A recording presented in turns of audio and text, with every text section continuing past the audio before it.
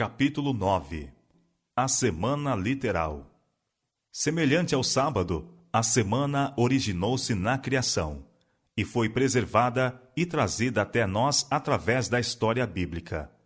O próprio Deus mediu a primeira semana como um modelo para as semanas sucessivas até o final do tempo.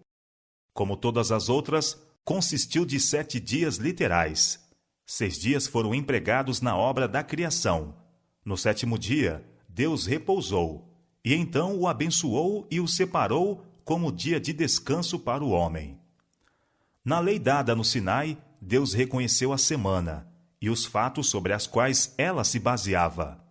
Depois de dar o mandamento, lembra-te do dia do sábado para o santificar e especificar o que deve ser feito nos 6 dias e o que não deve ser feito no 7º, ele declara a razão para assim observar a semana, apontando para o seu próprio exemplo.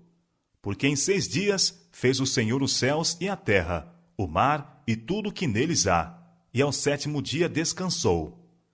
Portanto, abençoou o Senhor o dia do sábado e o santificou.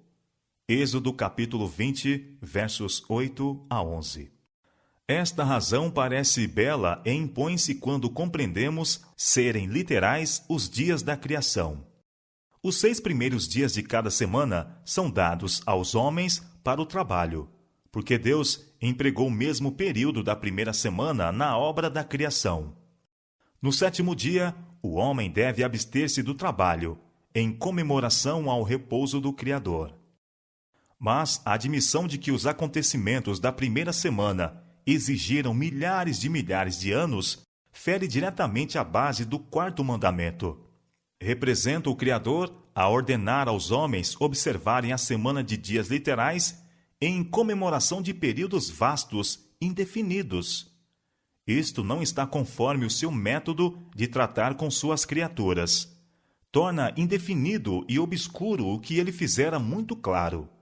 É a incredulidade em sua mais insidiosa forma e, portanto, mais perigosa.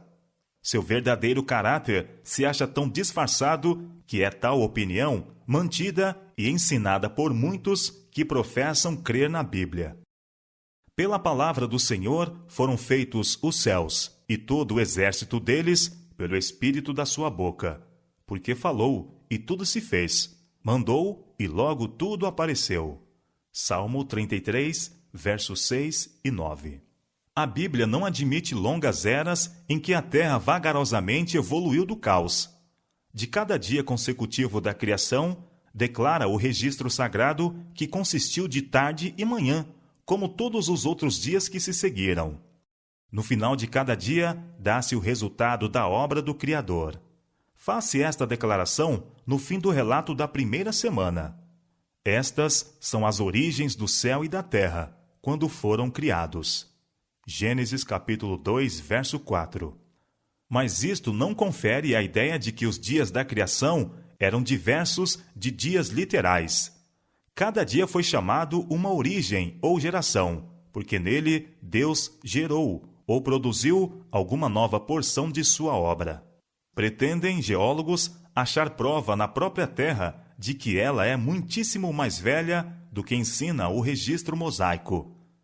Ossos de homens e animais, bem como instrumentos de guerra, árvores petrificadas, etc., muito maiores do que qualquer que hoje exista ou que tenha existido durante milhares de anos, foram descobertos, e disto conclui-se que a Terra foi povoada muito tempo antes da era referida no registro da criação, e por uma raça de seres grandemente superiores em tamanho a quaisquer homens que hoje vivam. Tal raciocínio tem levado muitos crentes, professos na Bíblia, a adotar a opinião de que os dias da criação foram períodos vastos, indefinidos. Mas, fora da história bíblica, a geologia nada pode provar. Aqueles que tão confiantemente raciocinam acerca de suas descobertas não têm uma concepção adequada do tamanho dos homens, animais e árvores anteriores ao dilúvio, ou das grandes mudanças que então tiveram lugar. Restos encontrados na Terra dão prova de condições que, em muitos respeitos, diferiam do presente. Mas o tempo em que estas condições existiram apenas pode ser descoberto pelo registro inspirado. Na história do dilúvio, a inspiração explicou aquilo que a geologia por si só nunca poderia sondar. Nos dias de Noé, homens, animais e árvores, muitas vezes maiores do que os que hoje existem, foram sepultados e assim conservados, como prova para gerações posteriores de que os antediluvianos pereceram por um dilúvio. Era o desígnio de Deus que a descoberta destas coisas estabelecesse fé na história inspirada. Mas os homens, com seus vãos raciocínios, caem no mesmo erro em que caiu o povo anterior ao dilúvio. As coisas que Deus lhe dera como benefício, mudam eles em maldição, fazendo delas mau uso. É um dos estratagemas de Satanás levar o povo a aceitar as fábulas do ateísmo, pois ele pode, assim, obscurecer a lei de Deus, em si mesma muito clara, e tornar audazes os homens para se rebelarem contra o governo divino. Seus esforços são especialmente dirigidos contra o quarto mandamento, porque tão claramente aponta para o Deus vivo, o Criador dos céus e da terra. Há um esforço constante, feito com o fim de explicar a obra da criação, como resultado de causas naturais. E o raciocínio humano é aceito mesmo pelos cristãos professos, em oposição aos claros fatos escriturísticos. Muitos há que se opõem à investigação das profecias, especialmente as de Daniel e Apocalipse, declarando serem tão obscuras que não podem entendê-las. Contudo, estas mesmas pessoas recebem avidamente as suposições dos geólogos, em contradição com o registro mosaico. Mas se aquilo que Deus revelou é tão difícil de entender, quão incoerente é aceitar meras suposições com relação àquilo que ele não revelou. As coisas encobertas são para o Senhor nosso Deus, porém, as reveladas são para nós e para nossos filhos para sempre. Deuteronômio, capítulo 29, verso 29. Precisamente como Deus realizou a obra da criação, jamais ele o revelou ao homem. A ciência humana não pode pesquisar os segredos do Altíssimo. Seu poder criador é tão incompreensível como a sua existência. Deus permitiu que uma inundação de luz fosse derramada sobre o mundo, tanto na ciência como nas artes. Mas quando professos cientistas tratam estes assuntos de um ponto de vista meramente humano, chegarão certamente a conclusões errôneas. Pode ser inofensivo pesquisar além do que a palavra de Deus revelou, se nossas teorias não contradizem fatos encontrados nas Escrituras. Aqueles que deixam a palavra de Deus e procuram explicar suas obras criadas por meio de princípios científicos estão vagando sem mapa nem bússola em um oceano desconhecido. Os maiores espíritos, se não são guiados pela palavra de Deus em sua pesquisa, desencaminham-se em suas tentativas de traçar as relações entre a ciência e a revelação. Visto acharem-se o Criador e suas obras tão além de sua compreensão que são incapazes de os explicar pelas leis naturais, consideram a história bíblica como indigna de confiança. Os que duvidam da exatidão dos registros do Velho e Novo Testamento serão levados a um passo mais. E duvidarão da existência de Deus, e então, tendo perdido sua âncora, são abandonados a baterem de um lado para outro nas rochas da incredulidade. Essas pessoas perderam a simplicidade da fé. Deve haver uma fé estabelecida na autoridade divina da Santa Palavra de Deus. A Bíblia não deve ser provada pelas ideias científicas de homens. O saber humano é um guia indigno de confiança. Céticos que leem a Bíblia com o fim de cavilar podem, mediante uma compreensão imperfeita, quer da ciência, quer da revelação, pretender achar contradições entre elas. Mas, corretamente entendidas, estão em perfeita harmonia. Moisés escreveu sob a guia do Espírito de Deus, e uma teoria correta de geologia nunca terá a pretensão de descobertas que não possam conciliar-se com suas declarações. Toda verdade, quer na natureza, quer na revelação, é coerente consigo mesma em todas as suas manifestações. Na palavra de Deus surgem muitas perguntas que os mais profundos sábios jamais poderão responder. A atenção é chamada para estes assuntos, para nos mostrar, mesmo entre as coisas comuns da vida diária, quanta coisa há que mentes finitas, com toda sua vangloriada sabedoria, jamais poderão compreender amplamente. Contudo, homens de ciência julgam poder compreender a sabedoria de Deus, aquilo que ele fez ou pode fazer. A ideia de que ele é restrito pelas suas próprias leis prevalece largamente. Os homens ou negam ou ignoram a sua existência ou julgam explicar tudo, mesmo a operação de seu espírito sobre o coração humano, e não mais reverenciam seu nome nem temem o seu poder. Não creem no sobrenatural, não compreendendo as leis de Deus ou o seu poder infinito para executar sua vontade por meio deles. Conforme é usualmente empregada, a expressão leis da natureza compreende o que o homem tem podido descobrir com relação às leis que governam o mundo físico.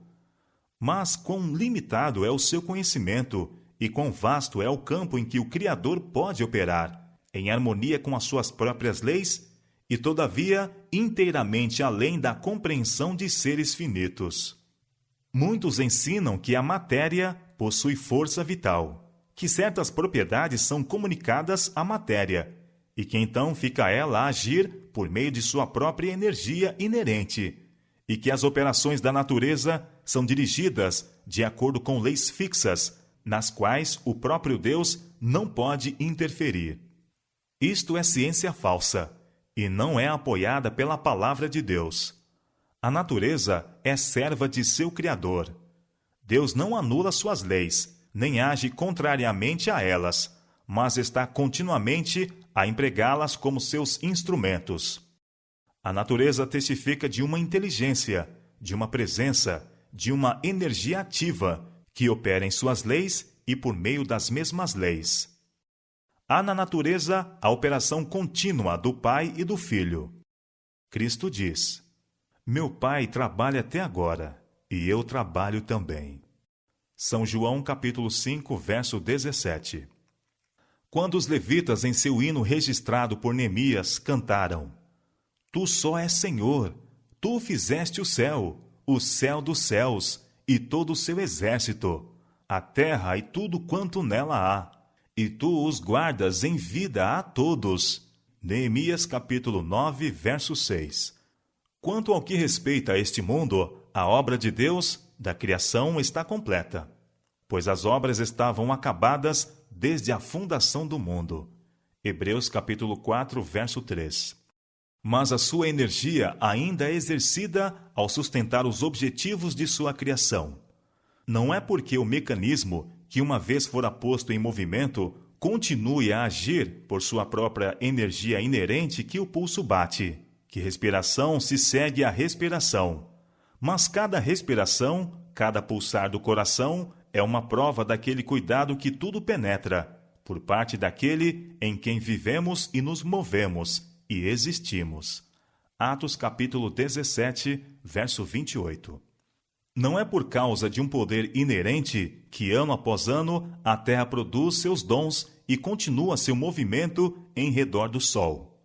A mão de Deus guia os planetas e os conserva em posição na sua marcha ordenada através dos céus. Ele produz por conta o seu exército, a todas chama pelos seus nomes. Por causa da grandeza das suas forças e pela fortaleza do seu poder, nenhuma faltará. Isaías capítulo 40, verso 26. É pelo seu poder que a vegetação floresce, que as folhas aparecem e as flores desabrocham. Ele faz produzir erva sobre os montes, e por ele os vales se tornam férteis. Todos os animais da floresta buscam seu sustento de Deus, e toda criatura vivente, desde o menor inseto até o homem, depende diariamente de seu cuidado providencial. Tais são as belas palavras do salmista: Todos esperam de ti. Dando-lhe tu, eles o recolhem. Abres a mão e enche-se de bens. Salmo 104, verso 27 e 28. Sua palavra governa os elementos, cobre os céus de nuvens e prepara a chuva para a terra. Dá a neve como lã, esparge a geada como cinza. Fazendo ele soar a sua voz, logo há ruído de águas no céu, e sobem os vapores da extremidade da terra. Ele faz os relâmpagos para a chuva, e faz sair o vento dos seus tesouros. Salmo 147, verso 16, e Jeremias capítulo 10, verso 13. Deus é o fundamento de todas as coisas. Toda verdadeira ciência está em harmonia com suas obras. Toda verdadeira educação conduz à obediência ao seu governo. A ciência desvenda novas maravilhas à nossa vista, faz altos voos e explora novas profundidades, mas nada traz de suas pesquisas que esteja em conflito com a revelação divina. A ignorância pode procurar apoiar opiniões falsas a respeito de Deus, apelando para a ciência. Mas o livro da natureza e a palavra escrita derramam luz um sobre o outro. Somos assim levados a adorar o Criador e a depositar uma confiança inteligente em sua palavra. Nenhuma mente finita pode compreender completamente a existência, o poder, a sabedoria ou as obras do Ser infinito. Diz o escritor sagrado: porventura, alcançarás os caminhos de Deus ou chegarás à perfeição do Todo-Poderoso? Como as alturas do céu é a sua sabedoria, que poderás tu fazer? Mais profunda é ela do que o inferno, que poderás tu saber? Mais comprida é a sua medida do que a terra, e mais larga do que o mar. Jó, capítulo 11, versos 7 a 9. Os mais poderosos intelectos da terra não podem compreender a Deus. Os homens podem estar sempre a pesquisar, sempre a aprender, e ainda há, para além, o infinito. Todavia, as obras da criação testificam do poder e grandeza de Deus. Os céus manifestam a glória de Deus, e o firmamento anuncia a obra das suas mãos. Salmo capítulo 19, verso 1. Aqueles que tomam a palavra escrita como seu conselheiro encontrarão na ciência um auxílio para compreender a Deus.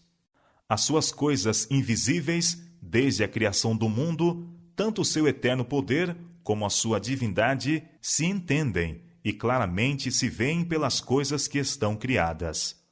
Romanos capítulo 1, verso 20.